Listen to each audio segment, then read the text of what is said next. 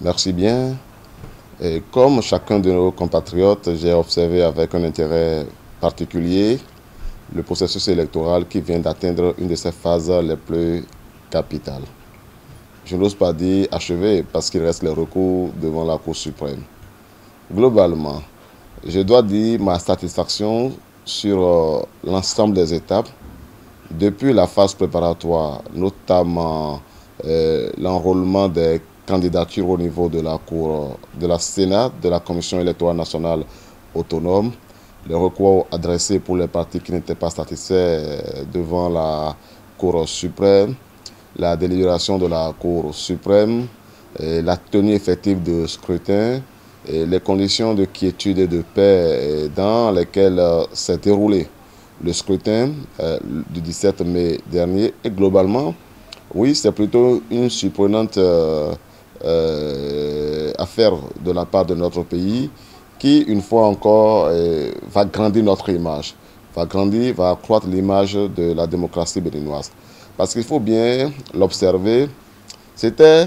les premières élections, après les élections d'avril 2019, qui avaient été émaillées de beaucoup d'incidents,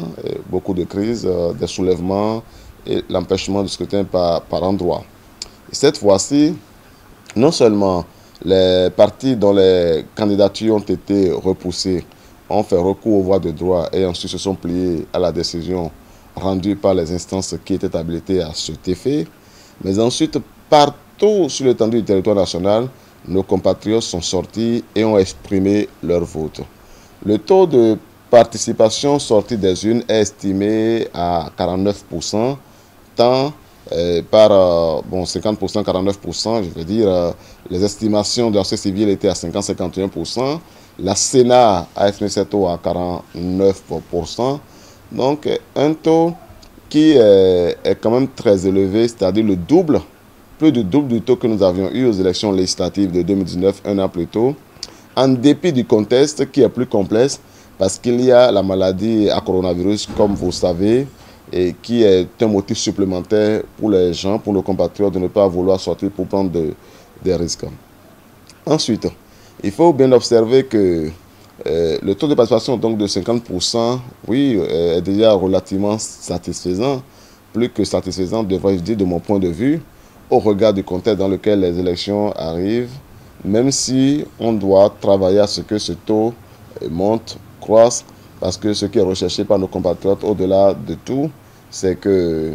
de plus en plus, nous nous intéressions au processus électoral, au processus de désignation de nos élus, et plus particulièrement des élus à la base. Et dans un contexte comme celui-là, je considère que l'enjeu reste et que la démocratie, pour ainsi dire, est un chantier inachevé, disons même inachevable. Donc les efforts doivent se poursuivre tous les jours, mais dire globalement quand même que je suis totalement satisfait, alors mais vraiment, en ce qui concerne les différentes étapes de ce processus électoral et la célérité avec laquelle, plusieurs jours à l'avance, sur son calendrier, la Commission électorale nationale autonome a donné les résultats de ce scrutin. Et le PRD et à travers lui, son président, le maître Adrien Humbedi, aura été l'une des chevilles ouvrières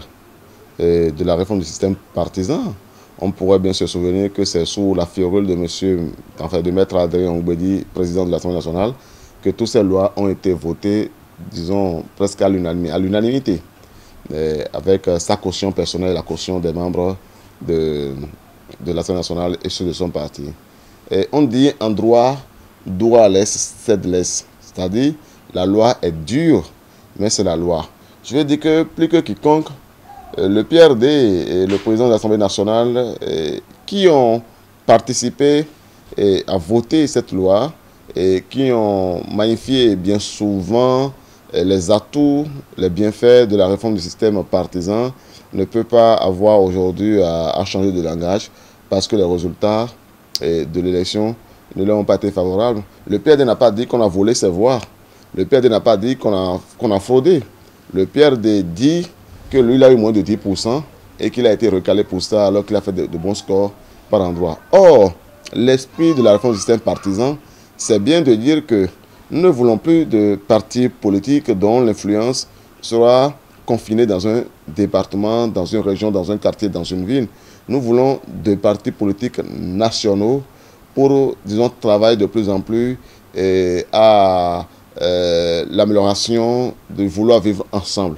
Dans ce genre de contexte, le PRD était informé avant d'aller aux élections de ce qu'il avait l'obligation, non pas seulement de rester dans le confinement de Porto-Novo, mais d'aller au-delà de Porto-Novo, de l'OME, de se montrer, de se démontrer comme un parti d'envergure nationale. Ou alors le PRD fait cela, ou se croit capable de faire cela, ou alors le PRD ne s'en croit pas capable et ne se présente pas aux élections. Enfin, je veux dire, c'est valable pour tous les autres partis politiques qui n'ont pas eu les 10%. Ou alors, le PRD, en proposant de cela, s'entend avec d'autres formations politiques qui se dissolvent pour créer un parti politique nouveau, avec des personnalités qui couvrent le territoire national pour qu'on ait vraiment une machine d'envergure nationale. Quand vous ne faites pas cela et que vous avez été sanctionné par les urnes, vous n'avez pas à chialer après, vous prenez juste hâte et vous vous préparez pour l'avenir. Globalement,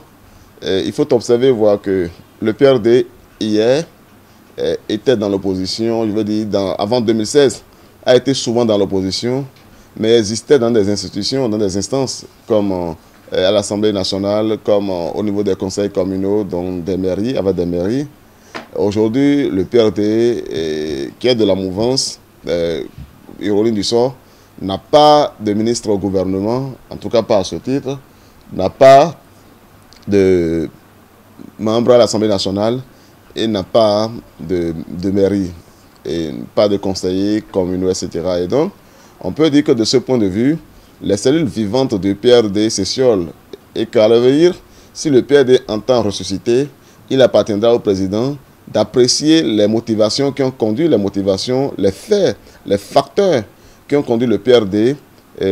disons, à ce triste sort, à ces élections, et peut-être travailler avec des formations politiques. Pourquoi pas l'UDBN, pourquoi pas donc beaucoup de formations politiques qui ont tenté, qui n'ont pas pu, que ces formations politiques se rassemblent pour créer un grand ensemble,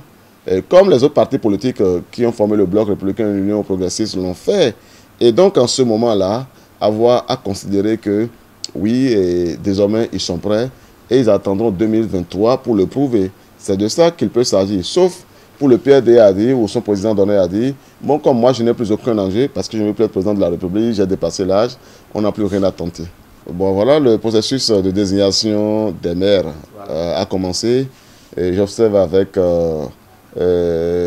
beaucoup d'intérêt comment cela se passe. Et mon souhait aujourd'hui, c'est que on est à l'esprit de porter à la tête de nos communes des maires dynamiques, des maires ambitieux, des maires expérimentés, qui pourront travailler pour le développement de leurs communes respectives, parce que, une fois encore, pour se rappeler, nous venons de faire une élection. Le premier enjeu des élections de la décentralisation, c'est la démocratie à la base. Et chaque fois, et depuis maintenant 4 mandatures, nous passons ce cap. Mais quand on a fini de faire la démocratie à la base, donc les élections, il y a le développement à la base. C'est maintenant. Le développement, c'est maintenant. Et les élus, autant le maire que ses adjoints et les autres conseillers communaux, doivent savoir que c'est l'occasion pour eux de se déployer et de donner le meilleur d'eux-mêmes pour le développement de leur commune, pour que dans 6 ans, nous ayons encore envie de les reconduire.